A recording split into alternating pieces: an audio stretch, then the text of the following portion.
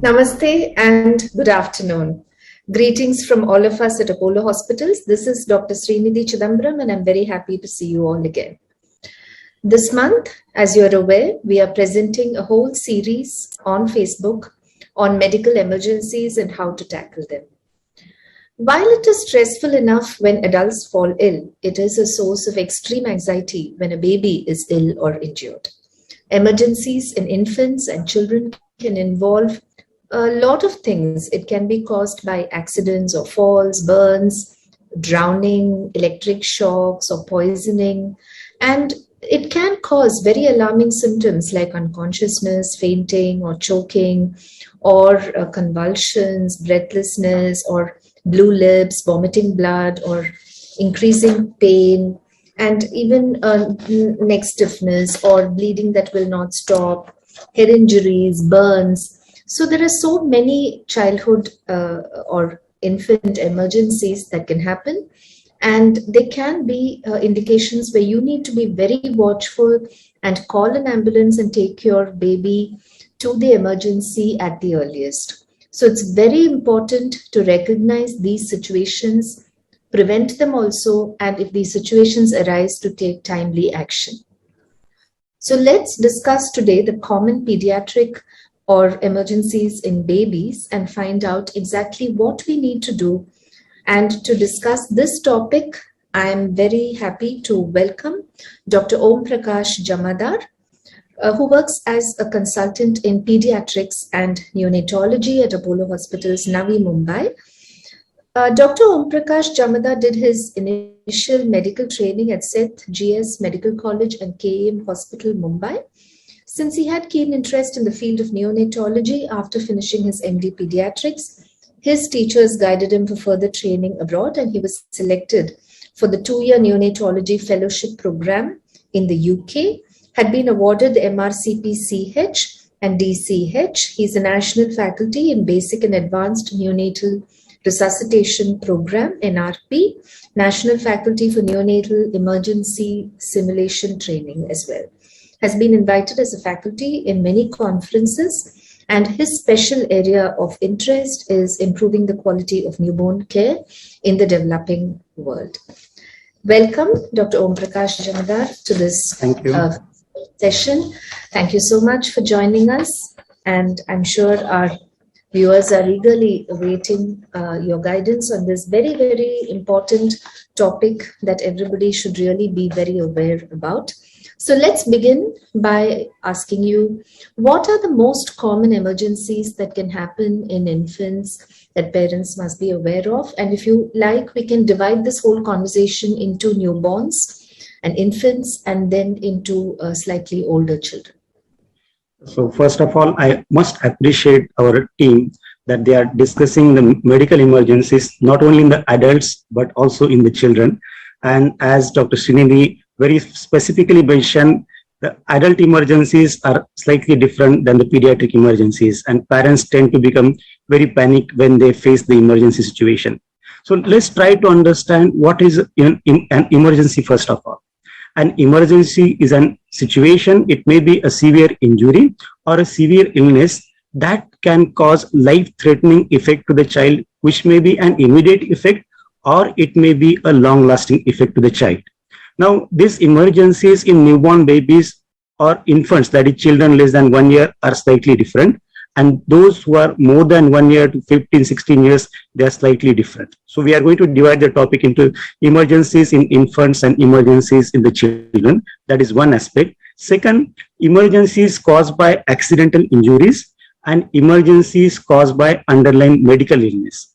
As Madam has already elaborated the list of things that we commonly see, it may be a simple injury like while, child on a bicycle just falls down on the road and gets a head injury, or it may be a severe injury like went to a swimming pool and has got a severe drowning effect, or it may be because of underlying conditions like asthma getting exacerbated or underlying heart disease leading to a heart failure.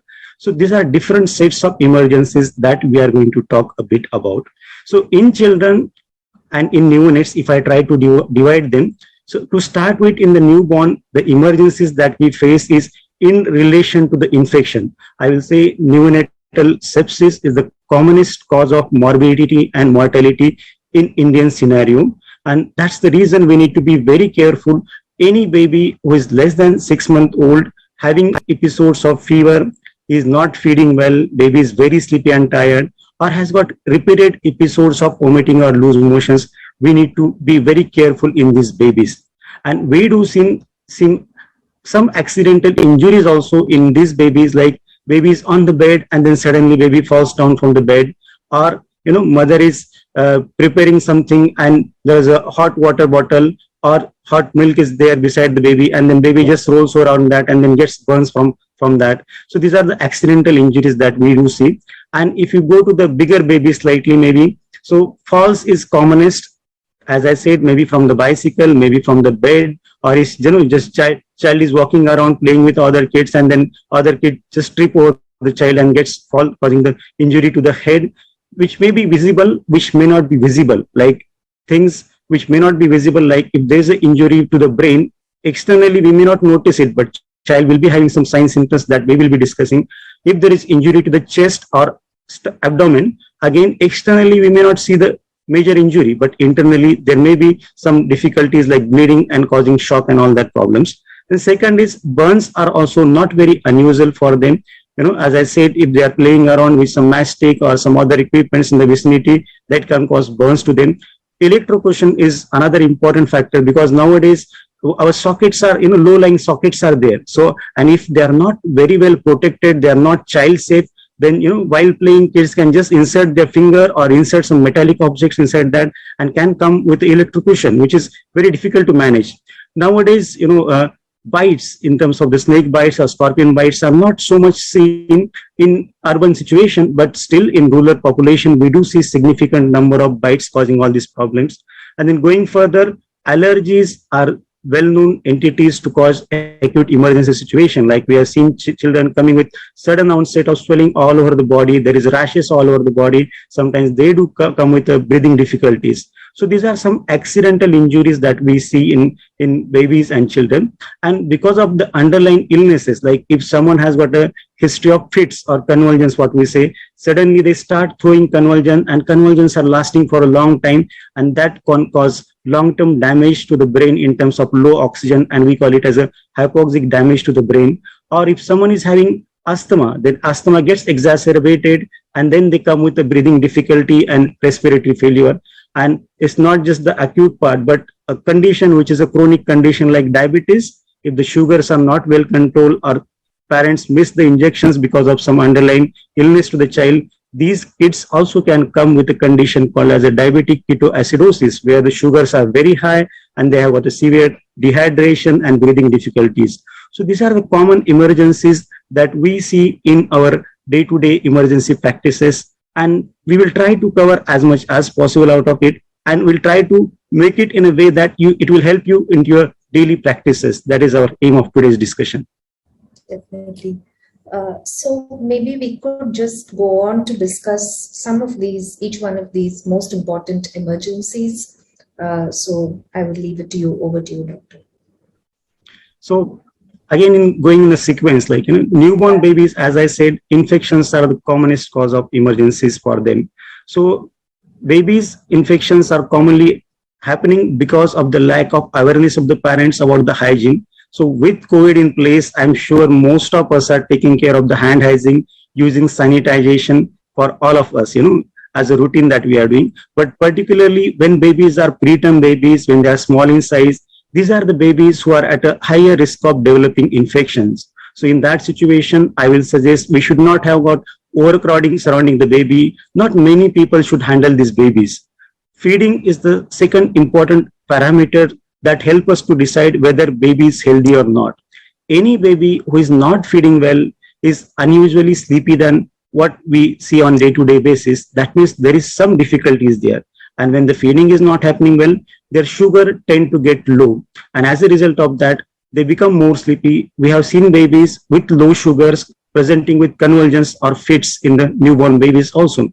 Now, in this situation, I will say you should not waste time in your home surrounding, because this is an emergency which needs to be managed in the hospital vicinity. Some babies, because of the infection, can present with cold, clammy extremities. They turn blue at the hands and legs. That is also another situation where we should take help of the emergency services. Sometimes babies do vomit, once a while, maybe 2 to 3 times in a day, they do vomit. But if baby is getting repeated episodes of vomiting, maybe after every feed, particularly big amount of vomiting, or there are blood in the vomiting, or if there is a greenish color vomiting, that means there is some medical issue, there is some underlying surgical issue for the babies. So these babies need an urgent attention. There's something called as a hemorrhagic disease of newborn. I'm sure many of you parents must have seen, immediately after birth, we do give some injection to the baby. So that is an vitamin K injection that helps to decreases the chances of bleeding in these newborn babies. So if baby is having some bleeding from the vomiting, or there is some bleeding from the motion, that means there is some difficulty that baby is having and needs an urgent attention in that situations. Now, going forward in the infancy, like babies who are less than 1 year old, as I said, the falls are very common for them. I always say to the parents, nazar hati, durgatna ghati. So that means the moment you have lack of attention towards the child just trips over and then falls from the bed. So I always insist on home safety for the children. So what does that mean? So we need to have an environment where the chances of accidents we are trying to minimize, but believe me, it won't be 0%. You can't make it like totally child proof. So what we can do, we can have a beddings or mattresses on the floor. The sofa set may not be too high, it can be a low lying kind of sofa set. So by chance, if the child trips from there are chances of injuries which will be less for the child. Many times while playing or walking, they still sleep on the floor, which is a hard floor. So that hard floor will cause more injury to the child. So if you put thick mattresses on the floor, that will help a lot for them to prevent severe injuries.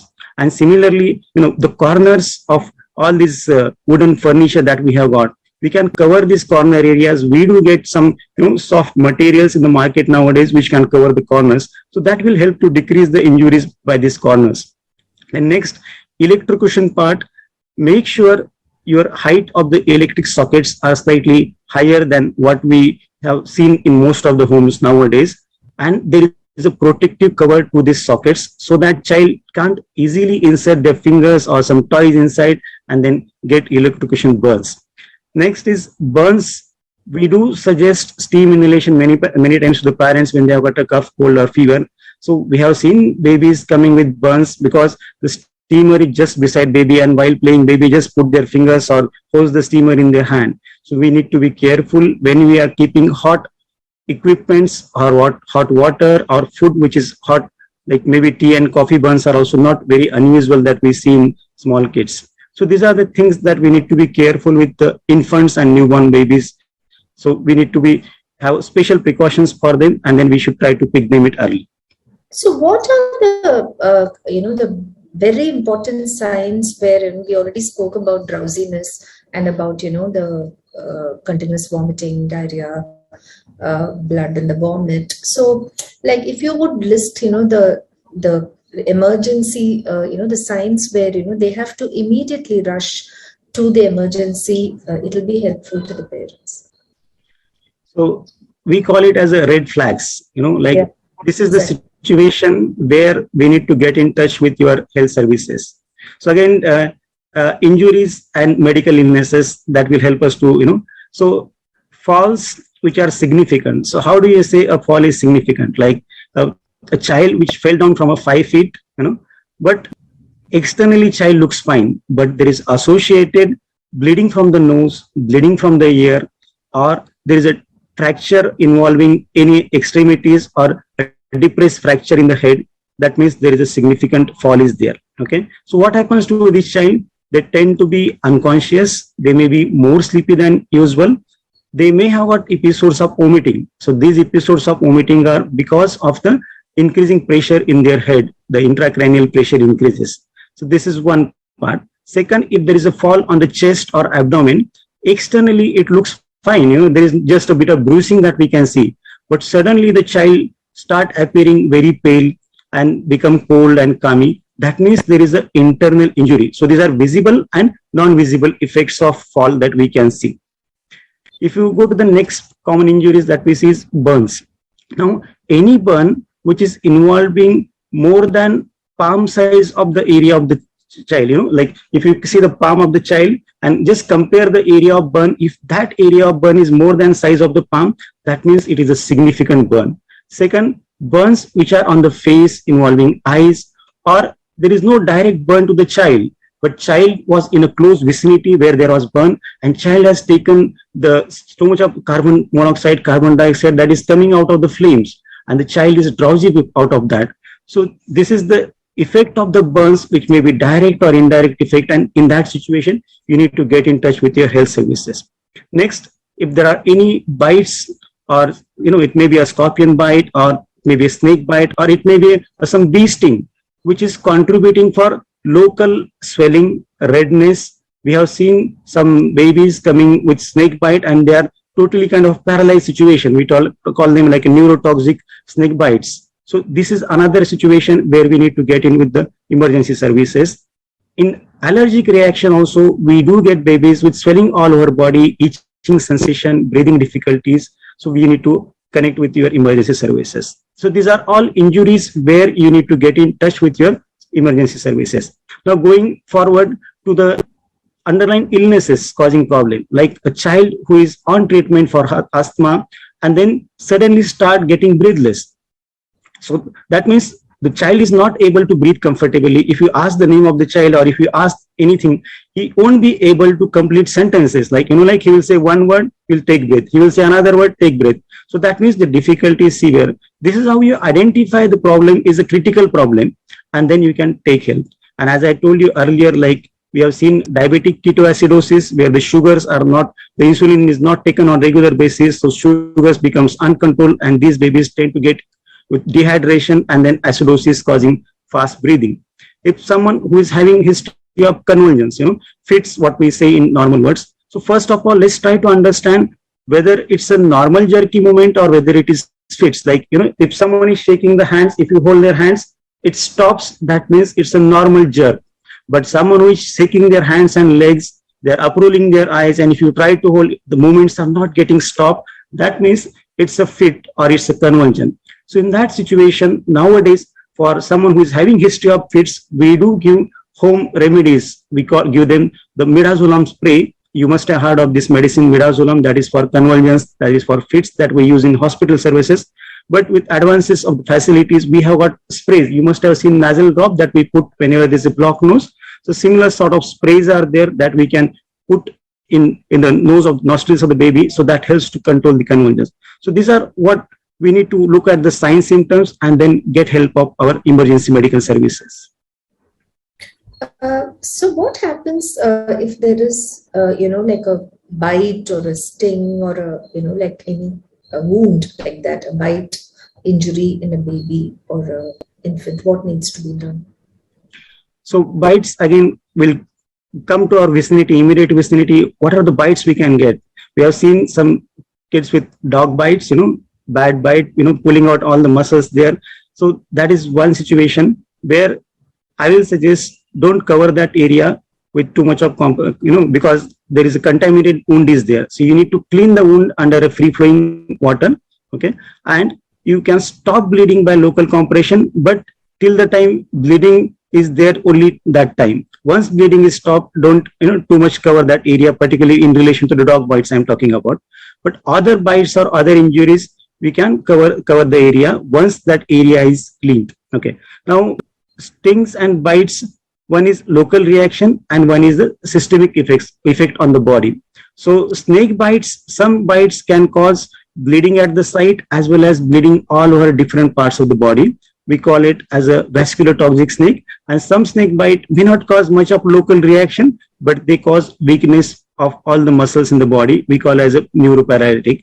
So in both situations, the child needs help. So after initial stabilization in your surrounding, you shift the child to the emergency services. Second, some bites causing allergic reaction, where you can get a local bite followed by swelling all over the body, and that swelling, which is visible to us externally, have got an effect on the breathing pipe. So just to remind you all, the breathing pipe of the babies is very small, and a little bit of swelling is enough to cause obstruction for the breathing. So immediately we have to rush to the hospital in case of allergy causing breathing difficulty. If there is a known situation of allergy, like we have seen some kids having allergy to certain nuts or certain food products, these parents we advise to keep a medicine called as a adrenaline pain.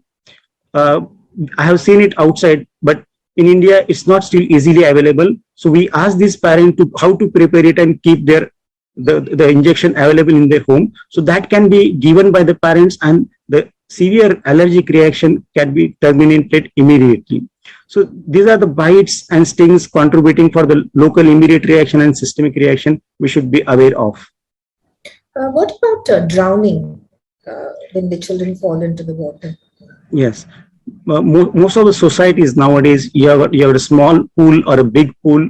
So again, parents need to be very vigilant whenever the child is around the pool areas. Okay, that is one part. Now, by mistake, if the child goes underwater, body has got a good capacity that they come out of floating before they drown completely. If you can see and notice that the child is in a state of drowning, you have to get the child outside immediately. Now here I'm going to tell some principles like airways, breathing and circulation. Okay. So in drowning, what happens? Water and lungs are filled with water. So your breathing circuit is packed because of foreign body like a water. So we need to clear the airways. So we use electronic suction machines. You can have something like as simple as a mucus extractor or something to clear up the airways. But in that emergency situation, if you don't have the facilities, what you can do, I've tried to get one baby to just demonstrate. So just get them to one side. If you can see water coming out, well and good. If not, you can give them a bit of prone position to clear up the secretions. Okay. Then second stage, what is happened, like the water has gone inside. We are trying to clear it externally. So we are trying to clear up the airways.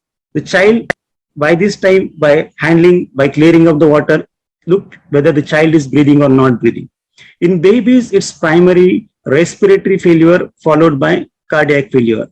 In bigger children and adults, it's primarily cardiac failure followed by respiratory failure. So here, once you are trying to clear up the secretions, see whether baby is breathing or not. If the baby is not breathing, we may have to go ahead with your mouth-to-mouth breathing, because I don't expect equipments available in that scenario. But I will also suggest at the same time that around the pool areas, make sure there are some emergency services, emergency facilities in terms of maybe just the suction equipments or bag and mask is available, and some trained person is there in the vicinity wherever there are high risk areas of like pool. So you are clear the airways, you want to go for breathing, so you can go for mouth to mouth breathing. Okay. So now like it's your own child or your maybe neighbor's child. Still, you need to be taking care of your own risk of infections, because we never know what infections can come from one person to other person. So you can use your hand as a barrier. You take air and then blow the air in the mouth of the child and nose of the child so that the chest starts rising. So we are trying to do an external breathing efforts, and this will happen once the airways are clean. That is one.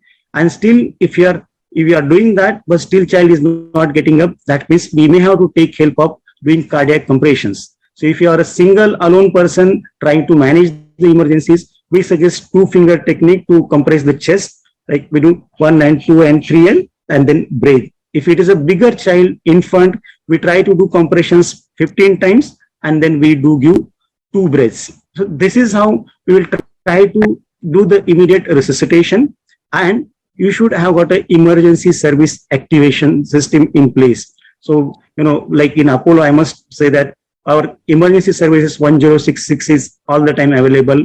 And fortunately in government system also 108 they have started, which is quite helpful to get activated, and these people will come at the site and then help out the baby to manage the situation. Now, if you see the event of drowning, it's very panic. So I always say when I teach to our resident doctors also, because we as a doctors also go through a lot of stress whenever we see an emergency situation. So calm down, but at the same time, act fast. These 2 principles are very important. See, until and unless you yourself are calm, you won't be able to help someone else, isn't it?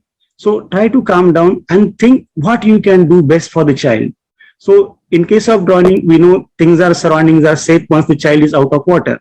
But there may be situations where the surrounding is not safe, like if there is a burn is there, or if there is electrocution is there, or accidents are there, and we don't know in the surrounding what is there. There may be sudden, explosion of something or something like that. So in that situation, make sure the child and you are at a safe location before you initiate all this procedure of CPR. What about the electric shocks, if they have a electrocution? So electric shock, there are again different severities of the electric shock are there. So if it is a mild shock in that situation, then it doesn't cause much of difficulties. But any child with electric shock, we need to get in touch with your emergency services. And if it is quite significant, it can cause your body fluid differences, causing electrolyte imbalances. It can have different changes in the rhythm of the heart, or arrhythmias, what we say. So whenever, if your child has got an electric shock, in that situation, get in touch of the medical services in the vicinity so that they can find out whether it's just a minor one or it is significant, causing electrolyte imbalances and the rhythm disturbances of the heart. Finally, what about, we already discussed, what about burns and scalds? You were talking about how children can get accidentally burnt or scalded. So in that situation also, like, what should be the immediate thing to do?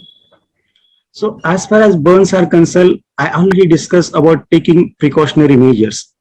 So yeah. Burns which are more than size of the palms, burns involving the face and the eyes area or the private part areas are the significant burns. That is one criteria. Second, burns which are superficial and deep burns, that when we see the child, we decide how is the extent of the burns. So if burns are significant, we need to come to the emergency services. We need to clean the area. If they are minor burns, we apply silver sulfadazine to that area to prevent the secondary bacterial infections. Now see, our skin is a barrier that prevents entry of bacteria in our body. Whenever there are burns, that barrier is gone away. So these babies are at a higher risk of developing infections. If it is a relatively minor burn, superficial burn, we apply topical creams, antibiotic creams, as well as we do give some oral antibiotics also. However, if the burns severity is significant, they do need special dressing in the hospital setting. They need a very close monitoring of loss of water, and then we have to give some extra fluids, IV fluids for certain salts to prevent the dehydration part. And then these burns also need IV antibiotics. You must have seen, many people having deep scar secondary to burns. Now, with advances in the plastic surgeries, there are different, coverings on the burns that can help to minimize the scarring in future. So it is very important that any burns which you feel are significant, as I described, or deep burns, get in touch in time so that we can prevent this long-term complication. And that is what, I started with medical emergencies having immediate effect and long-term effects. So these long-term complications can be also taken care of if you intervene them at the right time. I would like to mention one more component of accidental injuries is choking. We have seen kids while playing, they just put something inside the mouth and then they suddenly start choking, and as a parents, we become very panic, like what can be done now? So again, try to be calm and see how is the child responding to this choking. While eating also, sometimes in a hurry, child eats something, maybe a groundnut or peanut, and then just, it goes inside and then start coughing and then start choking. If the child is coughing, just beside with them and let them help to cough out. So cough basically tries to bring out whatever the foreign particle has gone inside the breathing pipe. Okay, that is one.